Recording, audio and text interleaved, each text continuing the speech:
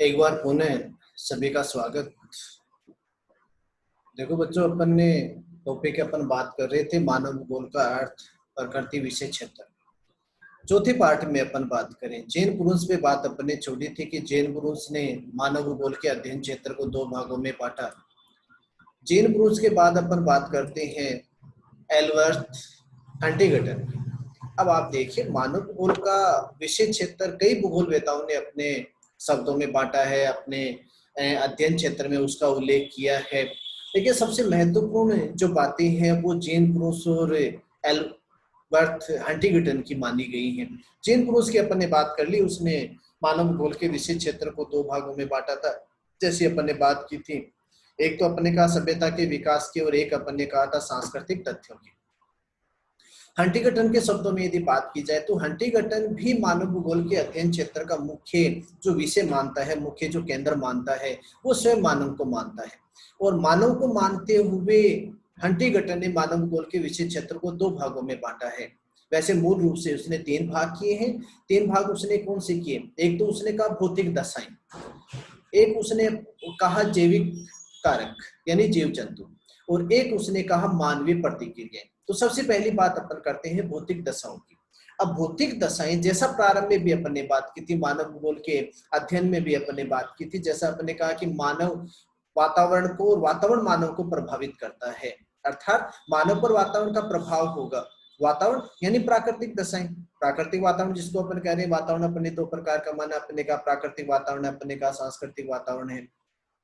तो प्राकृतिक वातावरण जिसको अपन ने कहा कि जो प्रकृति से ही उपलब्ध है, जिसका प्रभाव मानव पे होगा, चाहे वो जलवायु दशाएं हो, चाहे धरातलीय संरचना हो। तो उस रूप में हंटिंगटन सबसे पहली जो बात कहता है मानव भूगोल के विषय क्षेत्र में मानव को अध्ययन का केंद्र मानते हुए, वो कहता है भौतिक दशाएं। अब वो भौतिक दशाएं कौन सी? सबसे पहली बात कहता है ग्लोब पर स्थिति। अब ग्लोब पर स्थिति का अर्थ लिया जाता है किसी भी स्थान विशेष की अक्षांशीय देशांतरीय स्थिति से, यानी उसकी अवस्थिति यानी उसकी लोकेशन, कि कोई भी स्थान किन अक्षांशीय देशांतरीय दशाओं में स्थित है, वहां की अवस्थिति कैसी है। वो अवस्थिति किसका निर्धारण करती है? मानवीय क्रियाओं का या वातावरण का। वातावरण चाहे प्राकृतिक हो चाहे मानवीय हो, लेकिन यहाँ पे बात किसकी है? प्राकृतिक वातावरण की है। और उस प्राकृतिक वातावरण के अनुसार मानव अपने कार्य पूर्ण करता है। जैसे अपन ने कहा एस्किमो जनजाति। अब एस्किमो जनजाति जो ग्रीनलैंड में निवास करती है, ठंडी जलवायु के क्षेत्र में निवास करती है, धरातल जहां इनसे आच्छादित रहता है, वहां मानवीय क्रिया मूल रूप से क्या होंगी? आखेट होगा। जैसे अपन ने कहा पिग्मी जनजाति जो अफ्रीका के कांगो बेसिन, जायरे बेसिन में निवास करती है, जहाँ की जलवायु उष्ण आर्द्र जलवायु है, सघन वनों की प्रधानता है, वहां निवास करने वाला मानव मूल रूप से क्या करता है? आखेट करता है या वनों से कंदमूल फलों का संग्रह करने का कार्य करता है। तो ये ग्लोब पर जो स्थिति होगी, उस स्थान की अक्षांशीय देशांतरी जो दशा होगी, वो किसको प्रभावित करेगी? मानव मानवीय क्रियाओं को या मानव वातावरण के अंतर संबंधों को प्रभावित करेगी। दूसरी बात कहता है भूमि की बनावट। भूमि की बनावट का अर्थ लिया जाता है धरातलीय संरचना से। कैसे? कि पर्वतीय क्षेत्र, पठारी क्षेत्र और मैदानी क्षेत्र। अब तीनों की भौगोलिक जो दशाएं होंगी, प्राकृतिक जो दशाएं होंगी, भौतिक जो दशाएं होंगी, वो भिन्न होंगी। अब तीनों की भौतिक दशाएं यदि भिन्न होंगी, भौगोलिक दशाएं यदि भिन्न होंगी, तो मानवीय जो कार्य हैं वो भी क्या होंगे? भिन्न होंगे। जैसे उदाहरण के तौर पर अपन बात करें, पर्वतीय क्षेत्रों में निवास करने वाला मानव मूल रूप से आखेट, मैदानी क्षेत्रों में निवास करने वाला मानव मूल रूप से कृषि संबंधी कार्य करेगा, जबकि पठारी क्षेत्रों में निवास करने वाला जो मानव है वो मूल रूप से पशुचारण या पशुपालन करने का कार्य करता है। तो भूमि की जो बनावट है, धरातली जो संरचना है, जैसे अपन कहें कि मैदानी प्रदेश की अपन ने बात ले ली, उसमें भी अपन कह सकते हैं कि मरुस्थलीय प्रदेश जहाँ रेतीली बालू मृदा की प्रधानता है, अनुपजाऊ मृदा की प्रधानता है। अब अनुपजाऊ मृदा की प्रधानता है, वहां पे कृषि कार्य का अभाव होगा, जबकि इसके विपरीत मैदानी प्रदेश जहाँ जलोढ़ मृदा की प्रधानता है, वहां कृषि कार्य है वो अधिक होगा, फसल उत्पादन है वो अधिक किया जाएगा। तो किसी भी क्षेत्र में मानवीय जो क्रियाएं होंगी वो किस पर निर्भर करेंगी? वहां की धरातलीय संरचना पर निर्भर मानी जाएगी। एक तो उस स्थान की अवस्थिति जो लोकेशन होगी वो प्रभावित करेगी, दूसरा धरातलीय स्वरूप, धरातलीय संरचना, भूमि की जो बनावट होगी, भूमि की जो संरचना होगी, वो उसको प्रभावित करेगी।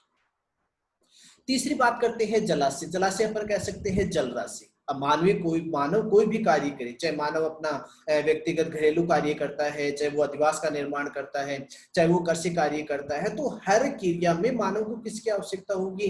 जल राशि की आवश्यकता होगी। अब प्राचीन समय की यदि बात की जाए तो मानव अपने जब अधिवास स्थल का जब वो चयन करता था तो किस आधार पे करता था? कोई न कोई जलीय क्षेत्र उसके द्वारा चुना जाता था। अब इसका एग्जाम्पल भी आप देख सकते हो कि विश्व के अधिकांश जो महानगर हैं, अधिकांश को कह सकता हूँ कि लगभग जो महानगर हैं वो कहाँ बसे हुए हैं? तटवर्ती क्षेत्रों में बसे हुए हैं, या किसी नदी के किनारे बसे हुए हैं, या पुराने गांवों को आप, पुराने शहरों को आप ले लीजिए, उनके निकटवर्ती भाग में कोई ना कोई जलाशय या जलीय स्रोत अवश्य रहा होगा। उदाहरण के तौर पर यदि अपन भारत की बात करें तो आप दिल्ली यमुना नदी के किनारे, आप कलकत्ता बंगाल की खाड़ी, चेन्नई तटीय क्षेत्र, मुंबई तटीय क्षेत्र, तो जितने भी महानगर है, आप विश्व के किसी भी देश का उदाहरण ले लीजिए आप, तो अधिकांश बड़े जो महानगर हैं वो कहाँ बसे हुए हैं? जलीय स्रोत के समीपवर्ती भाग में ही बसे हुए हैं, क्योंकि जल मानव की अति महत्वपूर्ण आवश्यकता है, चाहे वो भूमि कृषि कार्य के रूप में हो, चाहे वो घरेलू कार्य के रूप में हो, चाहे मानव के दैनिक कार्यों के रूप में हो।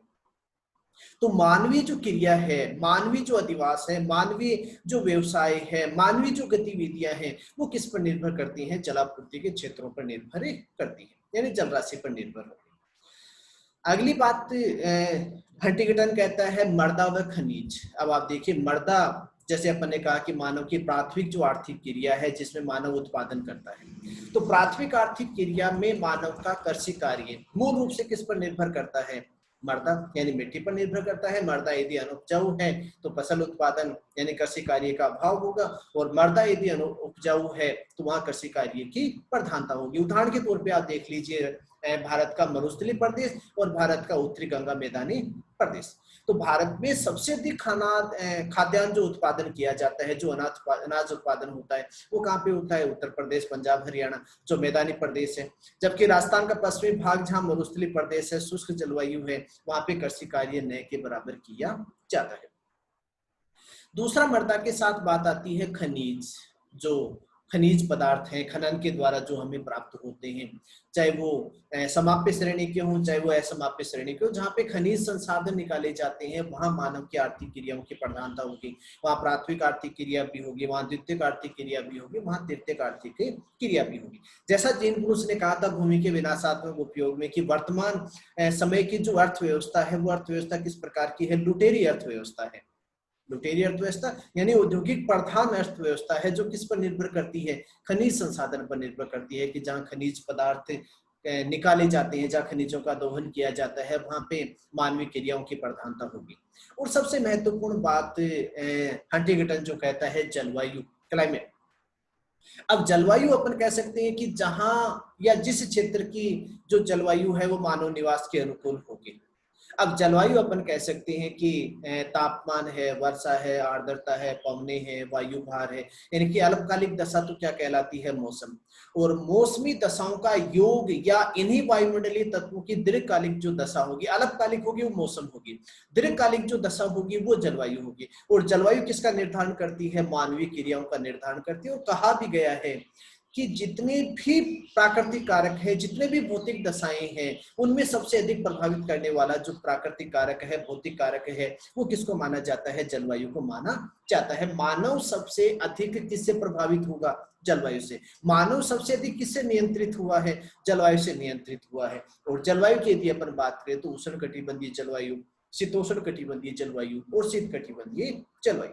जैसा आप सभी जानते भी हैं कि विश्व की संपूर्ण जनसंख्या को यदि अपन 100% माने तो उसका लगभग 75% जो भाग है, या अपन 75% जो आबादी है, जो उत्पादन है, वो केवल कौन से क्षेत्र में किया जाता है? शीतोष्ण कटिबंधीय क्षेत्र में किया जाता है। क्योंकि शीतोष्ण कटिबंधीय क्षेत्रों की जो जलवायु है वो मानव निवास के सर्वाधिक अनुकूल मानी जाती है। तो हंटिंगटन के शब्दों में यदि अपन बात करें तो भौतिक दशाएं, और भौतिक दशाएं किसके रूप में? किसी भी स्थान की अवस्थिति के रूप में, वहां की धरातलीय संरचना के रूप में, वहां पे जलीय संसाधनों के रूप में, वहां की मृदा खनिज संसाधन की उपलब्धता, और वहां की सबसे महत्वपूर्ण जो बात है कि उस क्षेत्र की जलवायु दशा। दूसरी बात करें तो मानवीय प्रतिक्रिया, और मानवीय प्रतिक्रियाओं के साथ एक बात हंटिंगटन के शब्दों में की जाती है जिसको अपन जैविक कारक कह सकते हैं, जीवन के रूप में कह सकते हैं। और जैविक कारकों में वो 3 बातों को सम्मिलित करता है। जैविक कारकों में मूल रूप से यदि अपन भी बात करें तो 3 सबसे महत्वपूर्ण बातें आती हैं कि जीव जंतु जैविक कारक है, पेड़ पौधे जैविक कारक है, और मानव स्वयं क्या है, एक जैविक कारक है। तो तीसरी बात यहाँ पे हंटिंगटन के शब्दों में करें, जो दोनों का कॉमन है भौतिक दशाओं का और मानवीय क्रियाओं का, जिसको अपन ने कहा जीवन के रूप में, यानी जीव जंतु है, पेड़ पौधे हैं और स्वयं मानव है। हंटिंगटन के शब्दों में दूसरी बात करें तो मानवीय प्रतिक्रिया। अब आप देखिए, मानव प्रतिक्रिया ही करेगा। प्रतिक्रियाओं का अर्थ लिया जाता है कि वो कार्य करेगा। किसके लिए करेगा? अपनी आवश्यकताओं की पूर्ति करने के लिए करेगा। यदि प्राचीन समय की बात करें तो मानव की मूलभूत आवश्यकताएं भोजन, वस्त्र और आवास की है। और वर्तमान समय की मानव की बात करें तो मानव की आवश्यकताएं 2 प्रकार की होगी। एक तो वो कहता है प्राथमिक आवश्यकता, और एक वो कहता है उच्च आवश्यकता। अब उच्च कौन सी? कि भोजन, वस्त्र, आवास के अतिरिक्त जितनी भी सुविधाओं का उपयोग मानव कर रहा है, भोजन, वस्त्र, आवास के अतिरिक्त जितनी भी सुविधाएं मानव उपयोग कर रहा है, वो किसके रूप में आती हैं? उच्च आवश्यकताओं के रूप में आती है। क्योंकि मानव का विकास हुआ तो मानव की सोच भी बढ़ी, और मानव की सोच बढ़ी तो मानवीय क्षमता बढ़ी, क्षमता बढ़ी तो आवश्यकताएं भी बढ़ी। तो प्राथमिक आवश्यकताओं से मानव किस पे आ गया? उच्च आवश्यकताओं पे आ गया। तो यहाँ पे मानवीय प्रतिक्रियाओं के रूप में हंटिंगटन ने अपने विशेष क्षेत्र को 4 भागों में बांटा है। सबसे पहली वो बात कहता है भौतिक आवश्यकताएं। भौतिक आवश्यकताओं का अर्थ लिया जाता है प्रमुख आवश्यकताएं, जिसको अपन अनिवार्य आवश्यकताएं कह रहे हैं, जिसको अपन मूलभूत आवश्यकताएं कह रहे हैं। तो कॉमन रूप में यदि अपन कहें तो मूलभूत आवश्यकता अपन किसको मानते हैं? भोजन, वस्त्र और आवास को। जीन पुरुष के शब्दों में अपन ने कहा कि भोजन, वस्त्र, आवास के साथ चौथी बात उसने क्या कही? संतान उत्पत्ति। लेकिन हंटिंगटन यहाँ पे बिल्कुल थोड़ा सा अलग चल रहा है। वो कह रहा है कि भोजन, वस्त्र, आवास ये तो 3 कॉमन है, उसके अतिरिक्त औजार, यानी जिसको अपन कह रहे हैं हथियार, अपनी सुरक्षा की दृष्टि से, और परिवहन, आवागमन के रूप में, ये मानव की अनिवार्य आवश्यकताएं हैं। भोजन, वस्त्र, आवास तो है, लेकिन उसके साथ हथियार सुरक्षा की दृष्टि से, परिवहन, आवागमन की दृष्टि से मानव की प्राथमिक आवश्यकताएं या अनिवार्य आवश्यकताएं, उनकी पूर्ति करने के लिए मानव क्या करेगा? कार्य करेगा। अब कार्य कौन से करेगा? दूसरी बात कहता है मुख्य व्यवसाय।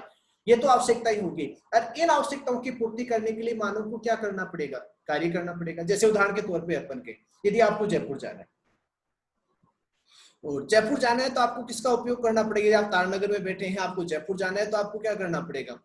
कोई ना कोई परिवहन का साधन, चाहे आप सड़क मार्ग है तो सड़क मार्ग से जाएंगे, रेल मार्ग की सुविधा है तो रेल मार्ग से जाएंगे, खुद का व्हीकल है तो खुद के व्हीकल से जाएंगे, एयर सुविधा है तो बाई एयर जाएंगे। लेकिन आपको क्या करना पड़ेगा? किसी न किसी परिवहन साधन का उपयोग आपको करना पड़ेगा। यदि आपको कहाँ पहुंचना है? उस कार्य की परिणति पर पहुंचना है, उस मकसद तक आपको पहुंचना है, जयपुर तक पहुंचना है, तो आपको क्या करना पड़ेगा? किसी न किसी माध्यम का उपयोग आपको करना पड़ेगा। तो यहाँ पे हंटिंगटन भी यही बात कहता है कि मानव की आवश्यकताएं, और उन आवश्यकताओं को पूरा करने के लिए मानव को क्या करना पड़ेगा?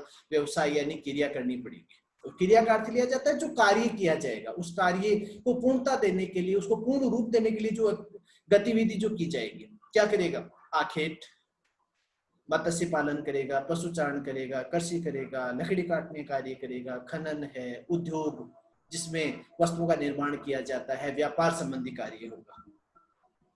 तो इन कार्यों के द्वारा, चाहे वो आखेट के द्वारा करे, चाहे वो मत्स्य पालन के द्वारा करे, चाहे वो पशुचारण के द्वारा करे, चाहे वो कृषि कार्य के द्वारा करे, चाहे वो लकड़ी काटने के रूप में करे, चाहे खनन के रूप में करे, चाहे उद्योग के रूप में करे, चाहे वो व्यापार के रूप में करे, ये उसको उसके द्वारा कार्य किए जाएंगे। और इन कार्यों को करने से वो क्या करेगा? अपनी आवश्यकताओं की पूर्ति करेगा। चाहे वो भोजन संबंधी करे, चाहे वो आवास संबंधी करे, चाहे वस्त्र निर्माण संबंधी करे, चाहे औजार हथियार संबंधी करे, चाहे परिवहन संबंधी आवश्यकता की पूर्ति अपनी करे। अब व्यवसाय के बाद में तीसरी बात कहता है मानव की कार्य कुशलता। क्योंकि मानव का विकास हुआ, मानव की सोच बढ़ी, मानवीय क्षमता बढ़ी, मानवीय रुचि बढ़ी, मानवीय छांट बढ़ी, तो मानव क्या हुआ? कार्य कुशल हुआ, दक्ष हुआ। किसमें? गतिविधि करने में। और वो दक्षता किसके रूप में? स्वास्थ्य के रूप में, सांस्कृतिक प्रेरणा के रूप में, और आमोद प्रमोद के रूप में। यदि हंटिंगटन के शब्दों में बात करें कि मानव की जो कार्य कुशलता है, जो एबिलिटी है, वो किसके रूप में, स्वास्थ्य सुविधाओं के रूप में है। प्राचीन समय का मानव वनों से जड़ी बूटियों का संग्रह करके अपना उपचार करता था, लेकिन वर्तमान में उत्तम श्रेणी की जो स्वास्थ्य सुविधाएं हैं उनका उपयोग सांस्कृतिक प्रेरणा, आमोद प्रमोद, मनोरंजन के जो साधन हैं वो किस में आते हैं, कार्य कुशलता में आते हैं। फिर वो चौथी बात कहता है उच्च आवश्यकताएं। अब आप देखिए यहाँ पे बात वही आगे कि मानवीय आवश्यकताएं दो प्रकार की, एक प्राथमिक आवश्यकता और एक उच्च आवश्यकता। अब उच्च आवश्यकता किसके रूप में, सरकार जो शासन का संचालन करती है, शिक्षा, विज्ञान, धर्म, कला, साहित्य, ये सब मानव की कौन सी आवश्यकताएं हैं, उच्च आवश्यकताएं हैं। और इन आवश्यकताओं को पूरा करने के लिए मानव के द्वारा क्रियाएं की जाती हैं, जिनको अपन क्या कहते हैं, मानवीय प्रतिक्रिया कह सकते हैं, मानवीय आर्थिक गतिविधियां कह सकते हैं, मानवीय व्यवसाय कह सकते हैं। कि मानव अपनी आवश्यकताओं की पूर्ति करने के लिए कार्य करेगा, कार्य करने के साथ वो कार्य कुशल होगा, कार्य कुशलता के साथ किसकी वृद्धि होगी, आवश्यकताओं की वृद्धि होगी, और वो आवश्यकताएं किसके रूप में, उच्च आवश्यकताओं के रूप में। और वर्तमान समय का जो मानव है, आधुनिक जो मानव है, वो भोजन, वस्त्र, आवास के अतिरिक्त जितनी सुविधाएं प्रयोग में ले रहा है वो सभी किसके अंतर्गत आती है, उच्च आवश्यकताओं के अंतर्गत आती है। तो ये अपने 4 भागों में एक मानव भूगोल का बहुत अच्छा टॉपिक अपने पूरा किया। कि मानव भूगोल का अर्थ बहुत लंबा टॉपिक था। तो मानव भूगोल का अर्थ, प्रकृति, विषय क्षेत्र। अर्थ में अपने कहा कि मानव भूगोल का मुख्य जो केंद्र है, अध्ययन का मुख्य जो केंद्र है, कई बार क्वेश्चन पूछा भी जाता है कि मानव भूगोल क्या है या मानव भूगोल किसका अध्ययन करता है। तो मानव भूगोल किसका अध्ययन करता है, मानव का। सीधा सा जवाब आपका यही होगा कि किसका अध्ययन करता है, मानव का। लेकिन क्या केवल मानव का अध्ययन, नहीं, मानव का अध्ययन, मानवीय क्रियाओं का अध्ययन, और मानव की क्रियाओं के साथ मानव वातावरण के अंतर संबंधों का अध्ययन। फिर अपन ने बात की अध्ययन क्षेत्र की, कि मानव भूगोल का जो प्रकृति है, जो अध्ययन क्षेत्र है वो क्या है। उसको अपने 7 भागों में बांटा। आपने कहा कि जनसंख्या का भौगोलिक अध्ययन, आपने कहा किसी वातावरण में उपलब्ध विद्यमान प्राकृतिक संसाधनों का अध्ययन, मानवीय क्रियाओं का अध्ययन, वातावरण समायोजन का अध्ययन, स्थानिक संगठन का अध्ययन। फिर अपने बात की विषय क्षेत्र की। विषय क्षेत्र को अपने 2 भागों में बांटा। 2 भूगोलवेताओं के मतों का अपने यहाँ पे उल्लेख किया, जेन ब्रूस का और हंटिंगटन का। और कॉमन यदि बात की जाए, चाहे हंटिंगटन की करें, जेन ब्रूस की करें या अन्य मानव भूगोलवेताओं की करें, तो मुख्य रूप से कॉमन जो बात आती है कि मानव भूगोल मूल रूप से किसका अध्ययन करता है, मानव का अध्ययन करता है, मानवीय क्रियाओं का अध्ययन करता है। और मानव की क्रियाओं का, मानव वातावरण के अंतर संबंधों का जो अध्ययन है उसे ही अपन क्या कहते हैं, मानव भूगोल कहते हैं। और इसके साथ अपना ये पहला जो टॉपिक है बहुत इंपॉर्टेंट, बहुत ही महत्वपूर्ण टॉपिक है, क्योंकि आगे के जितने भी मानव भूगोल के टॉपिक है वो इसी पर निर्भर करते हैं। क्योंकि अपन ने मानव भूगोल की बात की कि उसमें क्या अध्ययन किया जाएगा, किसका अध्ययन किया जाएगा, वातावरण कितने प्रकार का होगा। तो इन सब बातों के साथ अपना ये पहला टॉपिक है वो पूर्ण होता है।